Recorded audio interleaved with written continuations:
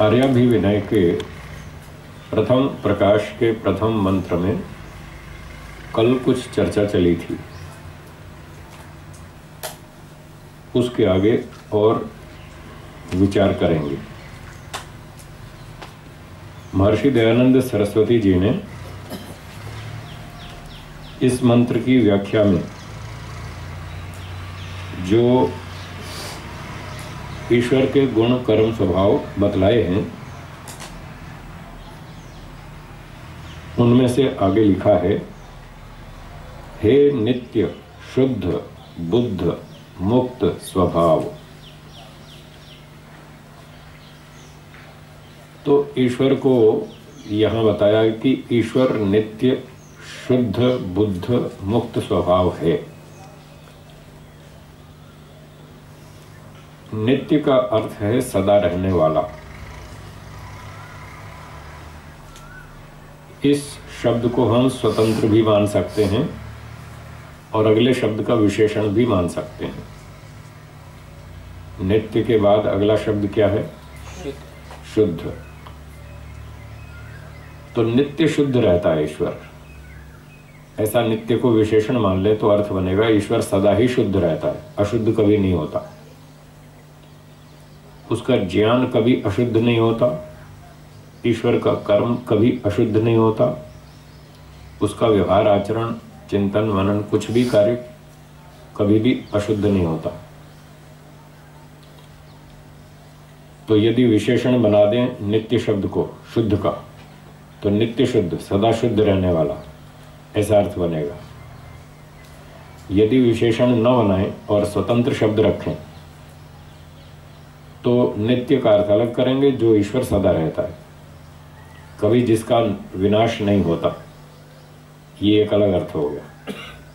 और शुद्ध का फिर दूसरा अलग स्वतंत्र अर्थ करेंगे कि शुद्ध एक अलग विशेषता है, वो शुद्ध भी है, उसमें अशुद्धि कभी नहीं आती।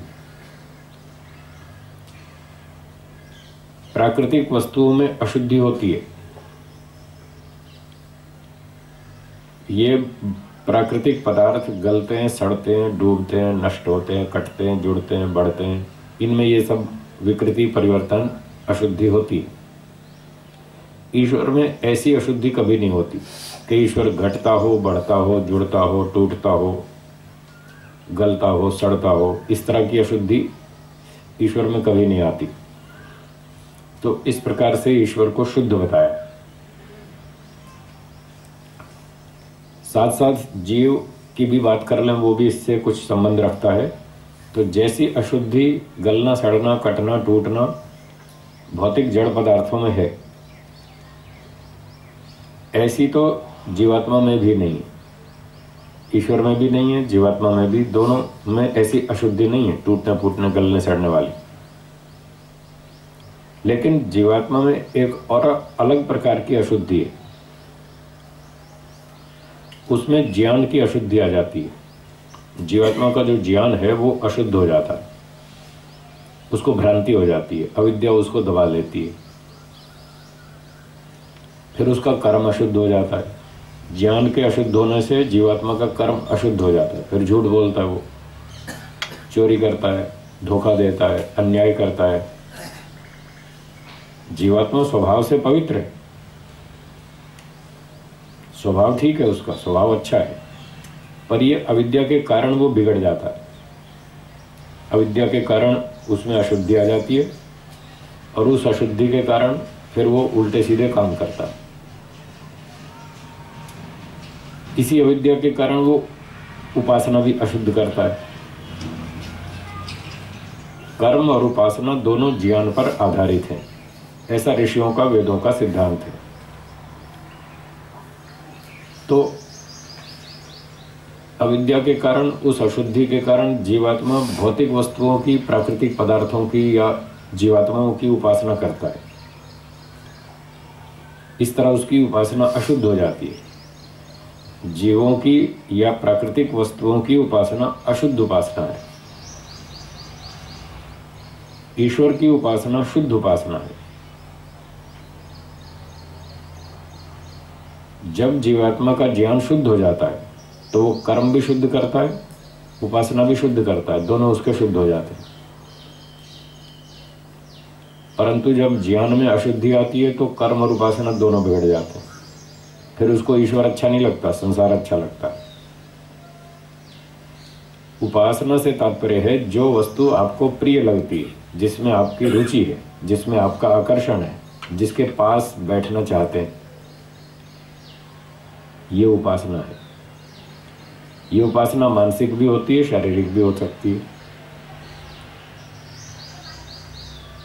दो व्यक्ति पास पास रहते हैं, बंबई में साथ साथ रहते हैं, दिन भर भी 6-8 घंटे, ऑफिस भी इकट्ठा ही है उनका, खूब गप्पे मारते हैं, बातें करते हैं, खाते पीते हैं, सब अच्छी तरह साथ साथ रहते हैं। ये शारीरिक रूप से भी उपासना है। अब उनमें से एक चला गया दिल्ली, उसका ट्रांसफ़र हो गया दिल्ली ऑफिस में। अब शारीरिक रूप से तो दूर हो गए, एक बम्बई में एक दिल्ली में, 1500-1400 किलोमीटर की दूरी हो गई, लेकिन मन में अभी भी उसकी रुचि प्रेम बना ही हुआ है उस व्यक्ति से। ये मानसिक उपासना है उस व्यक्ति की। तो शारीरिक भी होती है, मानसिक भी होती है। जब अविद्या अशुद्धि होती है जीवात्मा में, तो उसको जीवों की उपासना और सांसारिक खाना पीना, भौतिक सोना चांदी आदि वस्तुओं में उसको रुचि प्रेम आकर्षण बना रहता है। ये अशुद्ध उपासना है। और जब ज्ञान शुद्ध हो जाता है तो फिर वो ईश्वर की उपासना करता है, तब उसको ईश्वर अच्छा लगता है, फिर दुनिया अच्छी नहीं लगती। इस तरह से जीव में ये गड़बड़ होती है। उसका ज्ञान कर्म उपासना तीनों अशुद्ध हो जाते हैं। तो ईश्वर में ऐसी गड़बड़ भी नहीं है, ये शुद्ध शब्द से कहना चाहते हैं। ईश्वर का ज्ञान कभी अशुद्ध नहीं होता, उसको भ्रांति कभी नहीं होती, इसलिए वो बुरे काम नहीं करता जैसे जीवात्मा करता है। झूठ बोलना, चोरी करना, छलकपट करना, धोखा देना, अन्याय करना, इस तरह के काम ईश्वर कभी नहीं करता। और ईश्वर प्रकृति और जीवों की उपासना कभी नहीं करता। इनको वो अच्छा मानता हो, इनमें रुचि रखता हो, इनसे सुख लेना चाहता हो, ऐसी उपासना ईश्वर कभी नहीं करता, क्योंकि उसका ज्ञान शुद्ध रहता है। इस प्रकार से ईश्वर सदा ही शुद्ध रहता है, सब प्रकार से शुद्ध रहता है। ये दूसरी बात बताई। नित्य, शुद्ध, बुद्ध, तीसरा शब्द है बुद्ध। बुद्ध का अर्थ है चेतन, ज्ञानवान। बुद्ध अवबोधने एक धातु है संस्कृत में, इसका अर्थ होता है जानना, समझना। तो यहां बुद्ध शब्द से ईश्वर में जड़त्व का निषेध कर रहे हैं कि ईश्वर जड़ वस्तु नहीं है, उसको चेतन समझना। पत्थर जड़ है, दीवार जड़ है, स्कूटर जड़ है, कार जड़ है, सोना चांदी रुपया पैसा है, ये सब चीजें जड़ हैं। ईश्वर ऐसा नहीं है, वो चेतन है, वो देखता है, सुनता है, समझता है, जानता है, बताता है, सावधान करता है, 24 घंटे हमारी मदद करता है, हमको हर समय मार्गदर्शन देता है ईश्वर कि ये काम अच्छा है, ये काम बुरा है, ये करो, ये मत करो। ईश्वर 24 घंटे हमारी मदद करता है, 24 घंटे हमको सहायता देता है। फिर आगे हम स्वतंत्र हैं, उसकी बात माने ना माने, उसकी बात सुने ना सुने, उस पर ध्यान दें या ना दें, वो हम स्वतंत्र हैं। पर ईश्वर अपना काम नहीं छोड़ता। ये तभी वो कर पाएगा जब वो चेतन हो। यदि ईश्वर जड़ होगा तो ना वो देखेगा, ना सुनेगा, ना समझेगा, ना सुझाव देगा, कुछ भी नहीं देगा। तो यहाँ जड़त्व का निषेध करना चाहते हैं और ये समझाना चाहते हैं कि ईश्वर चेतन है, वो सबको देखता है, सबको सुझाव सहायता देता रहता है। ऐसा ईश्वर को समझो, ऐसा स्वीकार करो। ये बुद्ध शब्द से तात्पर्य है। तो नित्य, शुद्ध, बुद्ध, मुक्त स्वभाव। आगे उसका स्वभाव बताते हैं, वो मुक्त है, सदा ही मुक्त है। ये जो मुक्ति है, मुक्ति का अर्थ है छूट जाना, मुक्त का अर्थ है छूटा हुआ, जो सदा से ही छूटा हुआ है। किससे छूटा हुआ है? दुखों से। जीवात्मा कभी बंधन में आता है, कभी मुक्ति में जाता है। उसकी मुक्ति स्वाभाविक नहीं है जीवात्मा की, वो कारण से है, और उसका बंधन भी कारण से है। दोनों चीजें कारण से। जब मुक्ति का कारण उपस्थित होता है तो जीवात्मा की मुक्ति हो जाती है। जब उसके बंधन का कारण उपस्थित होता है तो वो बंधन में आ जाता है। न तो सदा मुक्त रहता है, न सदा बंधन में रहता है। कभी मुक्ति में, कभी बंधन में। मुक्ति का कारण क्या है? तत्व ज्ञान। क्या कारण?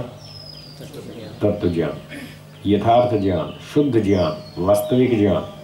जैसा वेदों में ईश्वर ने बताया वैसा वास्तविक ज्ञान जब जीवात्मा को प्राप्त हो जाता है तब उसका ज्ञान शुद्ध हो गया। फिर कर्म भी शुद्ध हो जाएगा, उपासना भी शुद्ध हो जाएगी, तीनों शुद्ध हो जाएंगे, उसकी मुक्ति हो जाएगी।